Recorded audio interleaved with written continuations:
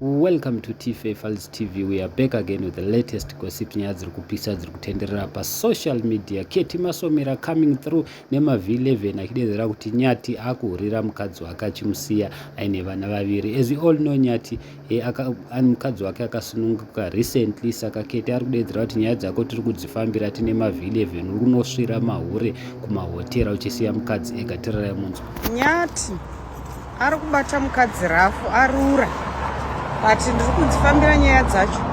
Nyati musi uno akabhuka akaenda kuhotera nemukadzi muSouth African ngainyasomira kwanisingatiwi nezuva. Ari kuhura nemaSouth Africans Nyati achibata mukadzi rafu.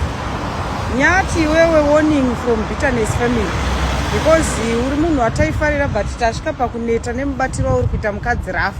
Mukadzi ane mastitch anosara nevana 2, iwe uchinorara usipo uchihura uruko. Isu manje todzifambira footage yepahotera pawakainda V11 tinavo mukadzi akateera Nyati kuhotera, akamuteera Nyati kuhotera. Ko mumahotera muine mazimbaka Nyati akateerwa pahotera ine muSouth African nemukadzi akaramba kubuda kuma1, akaramba kubuda pahotera.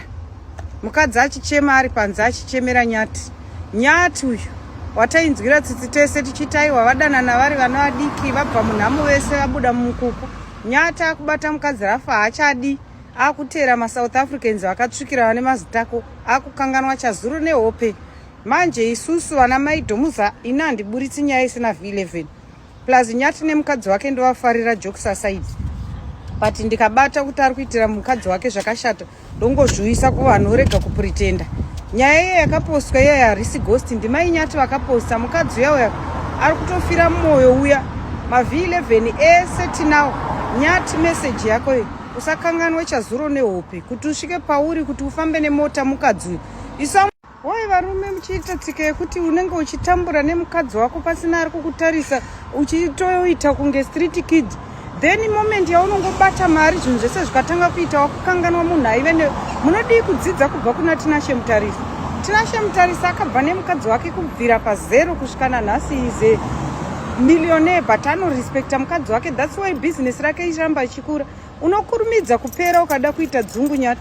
Ina handisi kumbokutuka ndiri kukutsiura, asi ma V11 ese ndichauya nawo. Just don't take it personal, don't make it as if ndakuvenga Nyati. Ndoe ndichingoda kuti vanhu vanokufollowa ine vanokusapotai vazive mubatiro wauri kuita mukadzi, because ini ndiri munhu anoremerwanga.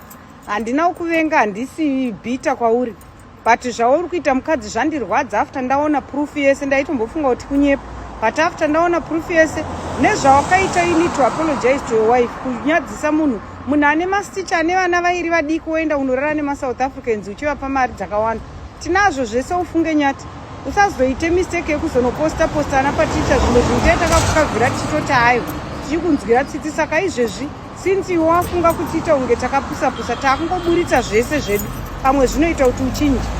I'm sure you have heard from the horse's mouth. Ndozvotaurwa naKeti Masomera ari kudedzera kuti nyaya dzako tadzifambira, tiri kuziva zvese zviri kuitika. Pawakatanga kuita zvecontent wanga usina chinhu, mukadzi wako achimira newe nezvawane mari wakunosvirana nemahuri chisiya mukadzi ega.